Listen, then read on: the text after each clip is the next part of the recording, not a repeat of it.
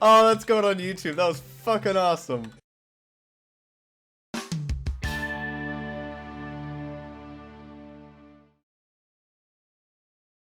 Hey, what is going on, guys? Nathan here with a gameplay commentary. I'm not entirely sure what you will be watching on the screen right now. However, I am sure it will be very entertaining and will satisfy your eyes for the duration of this commentary.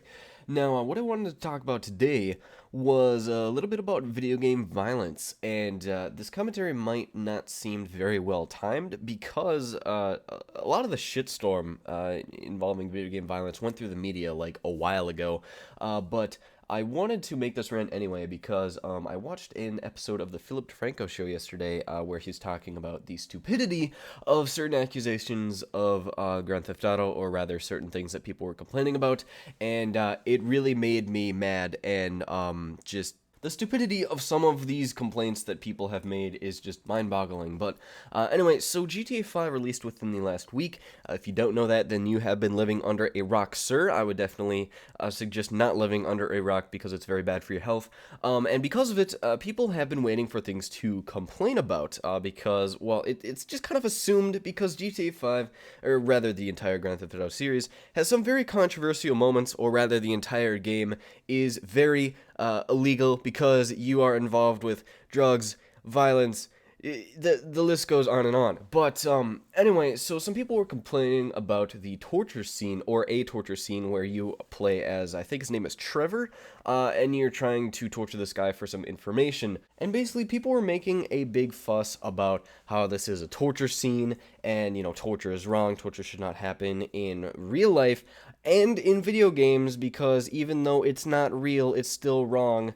And I'm not making an argument for torture or anything, but kind of like Philip DeFranco said, I'm going to steal one of his points that he made in his video, which is, you know, you can just walk down the streets of Grand Theft Auto and murder massive amounts of innocent civilians without a second thought. But the moment that you actually inflict some pain on someone without actually killing them, ooh, now it's all of a sudden a bad thing. And the point of this video is not about this specific scene alone, because it's just another quote-unquote bullet in like the ammunition of these people who want to censor video games because video game violence makes their kids violent. The thing is, I like to use this beer analogy, which really is stolen from Philip DeFranco. But I really want to reiterate this point. Imagine that a parent gets a beer out of the fridge and hands it to their child. That is pretty much the exact situation that we are dealing with video game violence. You know, somehow people have the idea to blame the beer in this situation for it reaching the child and consuming it, right? If we are to bring it back to the video game world, which is Grand Theft Auto, if people are complaining about their kids playing Grand Theft Auto, please explain to me why the fuck they have Grand Theft Auto in the first place, okay? Why would you blame the beer for getting in the child's hands if the parent hands it to them, okay? Now, let's bring this back to a real situation that was in the media not too long ago that got blown way the fuck out of proportion, which was an 8-year-old boy, I believe it was an 8-year-old boy, shot and killed his grandmother after playing Grand Theft Auto. The thing is, two factors here that people should pay attention to. Why is an 8-year-old boy playing a mature-rated game where somebody had to literally give him permission to play that game when purchasing it at a store such as GameStop or Target or Walmart or whatever? Let's see, so it's the guardian... The guardians of the kid's fault for that, and second of all, why is there a gun within access to him? Why is this kid able to get a gun in the first place? He's an 8-year-old boy. Do you think fucking children know how to handle guns? Well, the answer is no, okay? And second of all, if you want to complain about violent video games within our generation, how kids are becoming violent because of these video games encourages it, the thing is, it is a fucking video game, okay? This is pixels on a screen.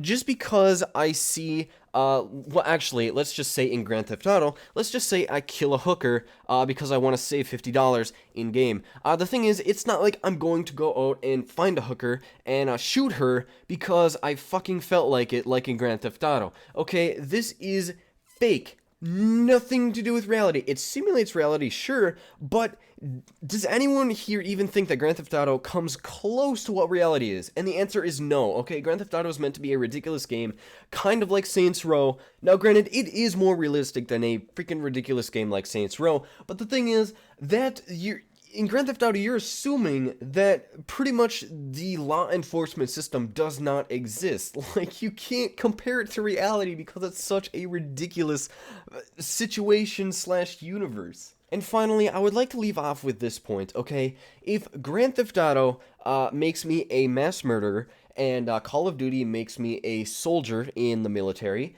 then does Surgeon Simulator make me a surgeon? Does that qualify me to operate on people because a video game taught me how to, quote-unquote? And the answer to those questions is no. So there we go. Even though this commentary is preaching to the choir, I still wanted to make it because the stupidity of people I am still impressed at, and I probably will be until the day I die. And this is where I will wrap up this video, guys. Thank you all for watching. As always, if you could leave a rating and subscribe and all that stuff, that'd be awesome. And I will see you later, and peace out.